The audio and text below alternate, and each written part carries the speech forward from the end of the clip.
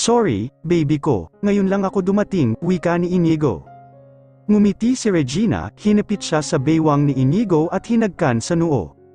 Malamig na ang mga niluto ko, hindi na masarap, wika ng dalaga, ng mga oras na iyon ay nakaalis na si Criselda. Pwede namang initin, masarap pa rin yan, ikaw ang nagluto, wika naman ni Inigo. Gutom ka pa ba? Hindi, pero gusto kong kumain ng niluto mo, ayaw ko namang palagpasin. Siyempre may ingredients na love ang mga luto mo, di ba?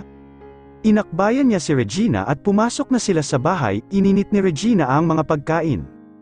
Inigo, tawag ni Aling Maming, kaagad namang lumapit dito si Inigo, pwede ba kitang makausap ng masinsinan? Tumikim si Inigo, bumilis ng bahagya ang pintig ng kanyang puso, oo naman ho, Aling Maming. Sa terasa tayo, wika ng ginang, naglakad ito at sumunod naman si Inigo. Mahal mo bang talaga ang anak ko? Pambungad na tanong ni Aling Maming. Mahal ko po ang anak ninyo, tugon ni Inigo, gaano? Mahal na mahal ho, gaanong mahal na mahal, usisa pa ni Aling Maming.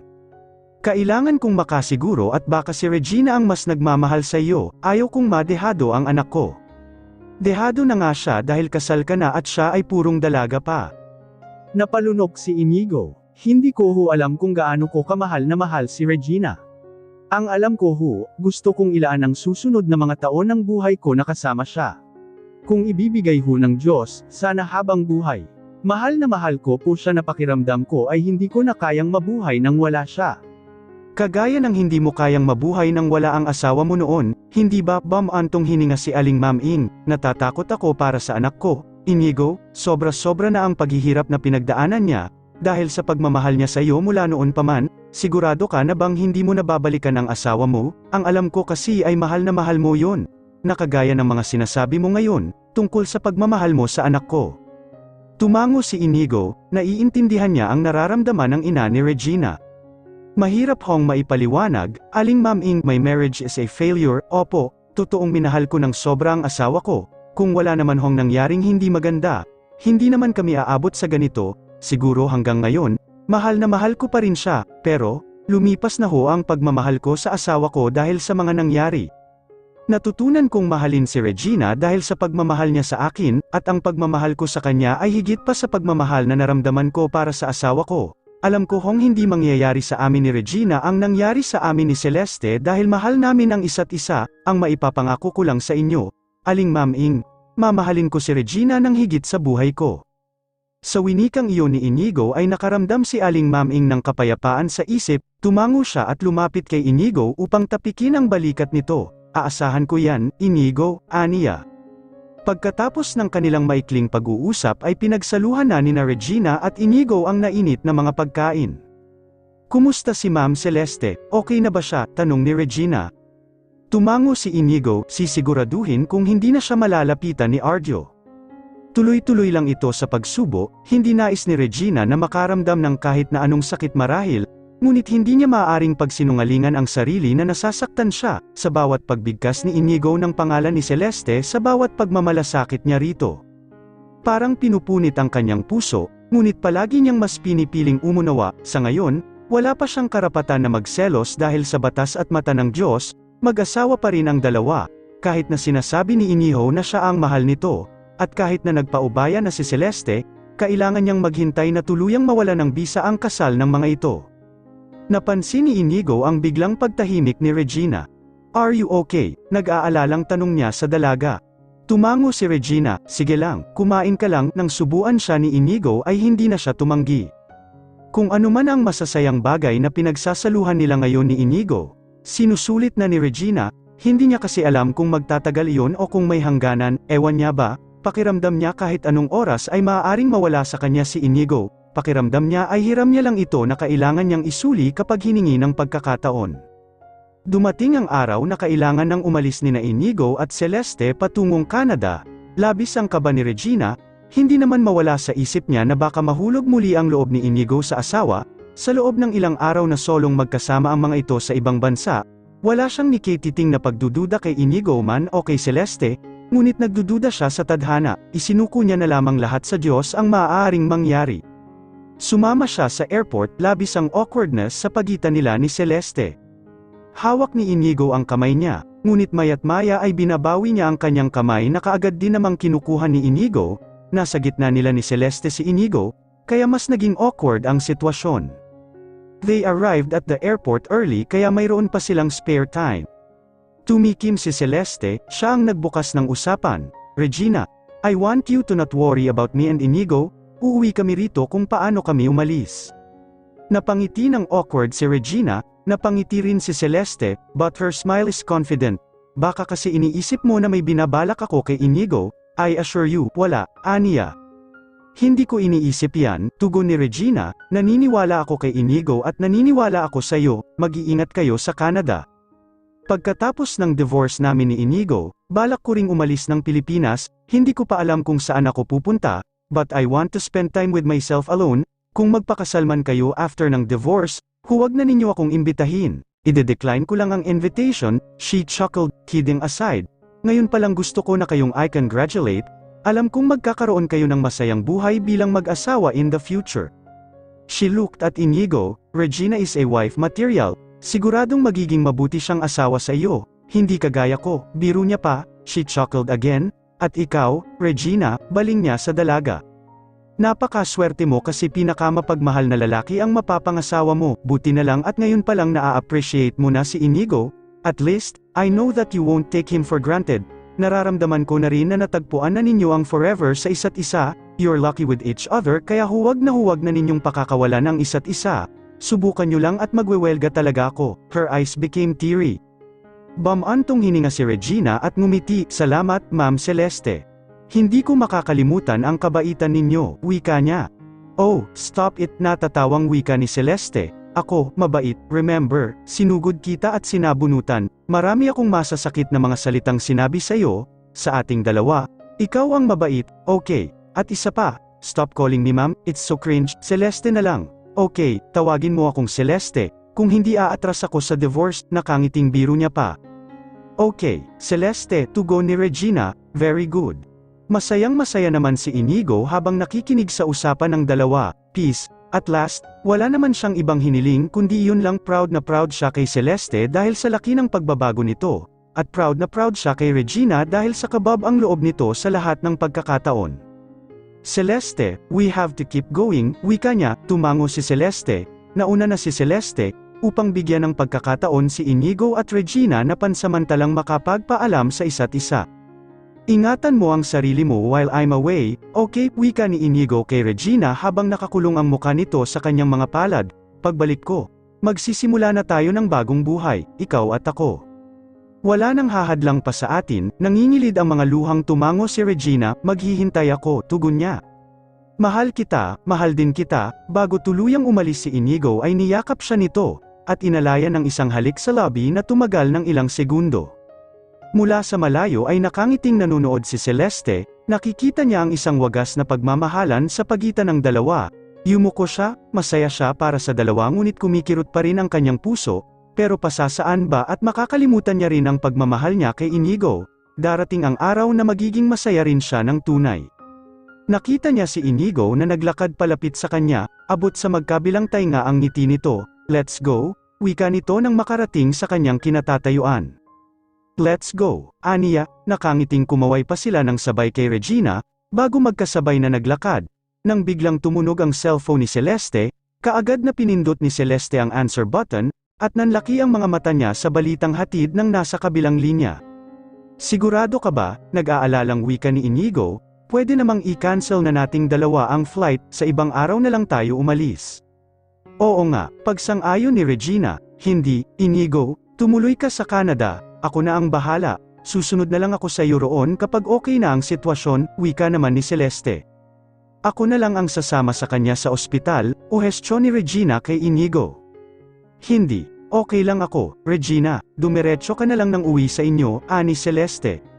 Okay lang, Celeste, sasamahan kita, Inigo left for Canada, magkasama namang nagtungo sa ospital sina Regina at Celeste, hindi hinihingi ni Celeste, pero nais ni Regina na samahan nito. Pagkarating nila sa ospital, ay dali-dali silang lumabas ng kotse at patakbong pumasok ng ospital. Saan ang kwarto ni Dad, Ireneo Palmoneres? Natatarantang tanong ni Celeste sa information desk. itinuro ng nurse ang kwarto kung saan naroroon si Ireneo. Pagbukas ng pinto ay bumungad kay Celeste ang amang kinakabitan ng iba't ibang aparato sa katawan. He looks miserable, indeed. Celeste, anak, naiiyak na bulalas ni Ofelia. Lumapit si Celeste sa ina at niyakap ito. What happened to Dad, Mom? Is his fall that serious? Si Ireneo ay 75 taong gulang na, nahulog daw ito sa mataas na hagdan sa kanilang bahay. Aksidenteng nadulas, basang-basa ang pisngi ni Ofelia, ni hindi nga siya makahagilap ng mga salita, dahil sa pagsisikip ng dibdib sa matinding takot at pag-aalala. The doctor said that he has a hip fracture. Natatakot ako, anak, matanda na ang daddy mo. Kadalasan daw sa mga ganitong aksidente sa kanyang age bracket, after 6 months ay namamatay ang pasyente. Pinaghahanda na lang tayo ng doktor, baka mawala sa atin ang dad mo. Nilukob ng matinding pag-aalala si Celeste, pero, Mom, marami namang treatments na pwede kay Dad, di ba? Pwede nating subukan, anak, pero natatakot ako. Niyakap na lamang ni Celeste ang ina, tahimik lang na nanonood si Regina sa tagpong iyon, ngunit labis ang kanyang pagkahabag kay Celeste at sa mga magulang nito, lalo na kay Ireneo. Ano ang ginagawa ng babaeng iyan dito? Baling ni Ofelia sa kanya. Mommy, saway ni Celeste sa ina, ako ho ang nagsama kay Regina rito, gusto lang niyang makatulong. At ano naman ang maitutulong niya? Makakadagdag pa kamo siya sa problema, wika pa ni Ofelia. Mom, please, huwag ninyong pagsalitaan ng ganyan si Regina, she was just worried about me kaya sinamahan niya ako. Ituon natin ang atensyon kay Dad, iyon ang mas mahalaga. Since when did a mistress care for his man's wife? Anong malay rin natin kung ang babaeng iyan at ang pang-aagaw niya kay Inigo sa iyo ang huling iniisip ng daddy mo bago siya nahulog, wika pa ni Ofelia. Magmula nang magloko si Inigo dahil sa babaeng iyan, nagsunod-sunod na ang hindi magagandang pangyayari sa buhay natin. Mom, hindi naman, tumigil ka. Celeste, ano, nalasan na rin ba ang isip mo ng babaeng iyan? Kaya pumayag ka na sa divorce ninyo ni Inigo? Klarong-klaro naman na nilalaro lang kayo ng babaeng iyan sa mga palad niya. Nagpapauto naman kayo. Napabuntong hininga si Celeste at nilapitan si Regina, hinawakan niya ang kamay nito at lumabas sila ng kwarto. Paalisan mo ang babaeng iyan dito, narinig pa nilang sigaw ni Ofelia. Regina, wika ni Celeste habang hawak ang dalawang kamay nito, pasensya ka na sa mommy, sana naiintindihan mo. Aniya, salamat sa pagsama sa akin dito, pero pwede ka nang umuwi, ayaw ko nang pagsalitaan ka pa ng mommy ng kung ano-ano, don't worry about me, okay na ako. Tumango si Regina, I'm sorry, Celeste, naiiyak na wika ni Regina, sorry sa lahat. Regina, nakaramdam ng habag si Celeste sa dalaga, it's the first time she felt sympathy for her. Siguro nga marami siyang nabitawang masasakit na salita laban kay Regina noon, ngunit iba ang epekto na marinig niyang pagsalitaan nito ng kanyang mga magulang na walang alam sa tunay na mga nangyari, kinatok ng konsensya ang kanyang isipan. Sige, wika pa ni Regina, sana maging okay ang daddy mo. Isasama ko siya sa mga dasal ko, magpakatatag ka, Celeste. Sure, I will, ngumiti si Celeste pagkaalis ni Regina ay bumalik siya sa kwarto. Mom, you should have controlled yourself, wika ni Celeste sa kanyang ina, wala namang ginagawang masama si Regina, aniya pa. Napailing si Ofelia, anong walang ginagawang masama, nahihibang ka na ba, Celeste? Nalasan na nga ng babaeng iyon ang utak mo, nabudol ka na.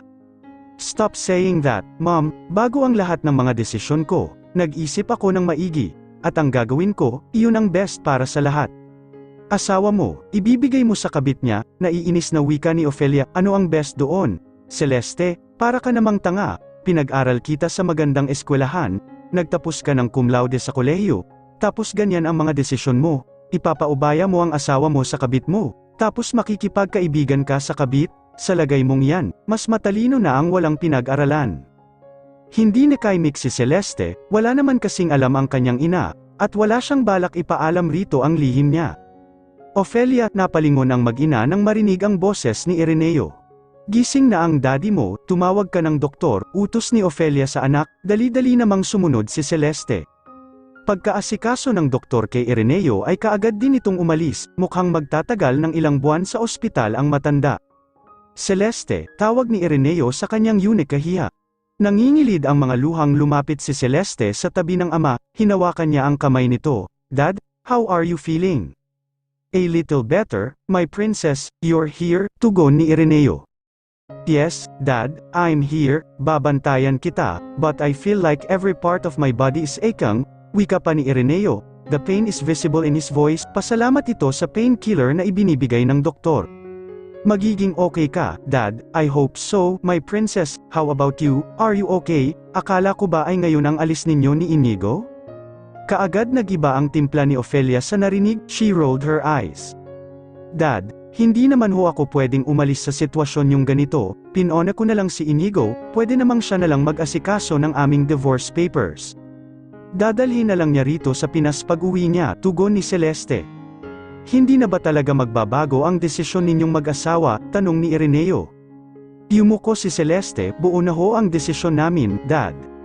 Paano kung ito ang aking namamatay na hiling? Napaawang ang lobby ni Celeste, napatingin siya ng direkta sa mga mata ng ama, dying wish ulit niya sa winika nito. Mahirap akong bumagsak, narinig ko lahat ng sinabi ng doktor, we show KD watch for many complications, nararamdaman kong hindi na magtatagal ang buhay ko. Dad, umiiyak na saway ni Celeste sa ama, wala pa naman tayong ginagawa, it's just your first day in the hospital, kung kailangan nating lumipad sa ibang bansa para maipagamot ka, gagawin natin. No, umiiling na wika ni Ireneo, you know what, I could actually die now, kung maayos lang sana kitang maiiwan, ngunit hindi iiwan ka ni Inigo at iiwan din kita, ano ang mangyayari sa'yo, I can leave, but Inigo can come back? He gazed at his daughter, stop him from filing for divorce. Celeste, huwag hayaan ang iyong asawa na sumama sa kanyang may bahay, sa'yo siya, kaya dapat ipaglaban mo siya. Mabilis na umiling si Celeste, sa akin na lang siya sa papel, Dad, pero ang puso niya, ari na ng iba, nagawa ko na ang lahat, Dad, hindi na talaga babalik sa akin si Inigo. Babalik siya kung talagang gugustuhin mo, you just don't know how much I want him back, Dad, I could literally trade everything for him, pero lately, I realized that love is also letting the person you love go, as long as masaya siya, dapat masaya na rin ako. That's bullshit, Celeste, kaunti na lang ang panahong nalalabi para sa akin dito sa mundo. Kung hindi ako nahulog sa hagdan, pwedeng na-aksidente ako sa ibang paraan, pero nararamdaman kong malapit na nga ang pag-alis ko sa mundong ito. Titigil ka na ba sa pagsasabi niyan, Dad, I'm telling you the truth, Celeste, matanda na ako, ang gusto ko lang bago man lang ako mamatay ay maiwan kung alam kong maayos ka, nag-iisa ka naming anak ng mami mo, walang ibang mahalaga sa amin kundi ikaw. I know that, Dad, pero pinapangako ko sa inyo, I will be fine without Inigo. Hayaan na ninyo siya sa iba, kapag nagtagumpay si Inigo na iwan ka, hindi ka na magiging maayos ulit, trust me, hahamakin ka ng mga tao. Pagtatawanan ka nila dahil iniwan ka ng asawa mo para sa isang babae kung sino ang mas mababa sa iyo, kaya mo bang mabuhay ng ganyan magpakailanman? Napalunok si Celeste, gawin mo para sa akin, Celeste. Kunin mo ulit ang asawa mo. Take what's yours. Fight. Napatingin sa kawalan si Celeste. Should she listen to her father? It's my dying wish, my princess. Bawiin mo ang asawa mo. Gusto kong tuparin mo ito bago ako mawala. Umalangaw-ngaw iyon sa isip ni Celeste. Gagawa kayang muli ng malaking desisyon si Celeste, para sa mga magulang kagaya ng naging desisyon niya noon, napakasalan si Inigo para sa